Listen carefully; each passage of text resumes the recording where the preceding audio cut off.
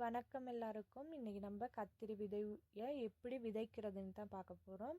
அதுக்கு விதைக்கிறதுக்காக ஒரு பொட்டொன்று எடுத்திருக்கோம். அது நிறைய இடைவெளி விட்டு ஒரு ஹோல்ஸ் கீழே இருக்கிற மாதிரி ஒரு பொட்டொன்று. அதுக்கு 2 வகையான மண் எடுத்திருக்கோம். ஒன்று செம்மண்ணும், இன்னொன்று குப்பையெல்லாம் போட்டு உக்குன ஒரு மண்ணும் நம்ம எடுத்திருக்கோம். அதை இப்போ என்ன செய்வோன்னா,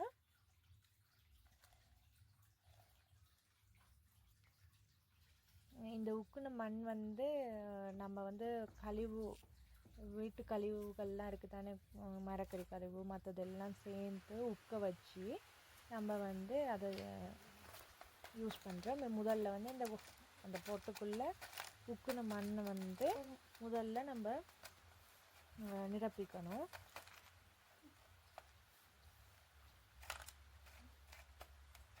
இந்த நிரப்புறதுக்காக எங்களோட அக்கடை மகன் 2 பேர் எனக்கு உதவி செஞ்சாங்க. இப்படி நம்ம ஒவ்வொரு பொற்றுக்கும் உக்குன மண்ணை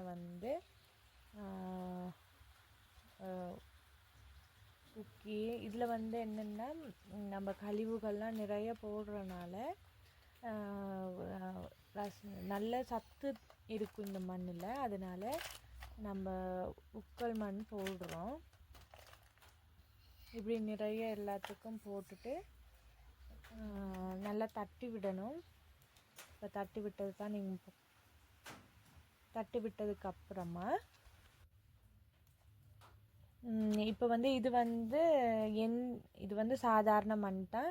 அதில் விதை வைக்கக்குள்ள விதை முளைக்கும் போது நல்லா முளைக்கும். அந்த வேர் நம்ம உக்குன மண்ணுக்கு போகல, அது நல்லா முளைக்குன்றனால நம்ம 2 வகையான மண் எடுத்திருக்கோம்.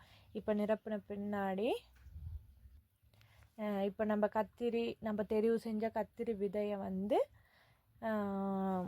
இந்த பொட்டுக்குள்ளே நம்ம போட்டோம்னா சரி.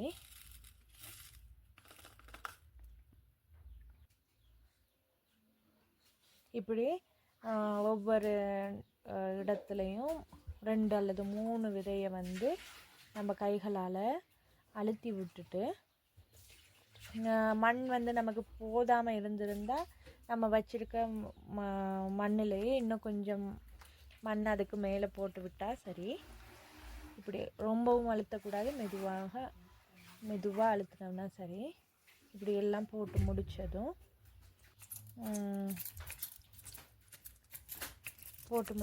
இப்படி ஒவ்வொரு நாளும் இந்த ஸ்ப்ரே பாட்டிலால் தண்ணி 2 வேளை தெளித்தா சரி.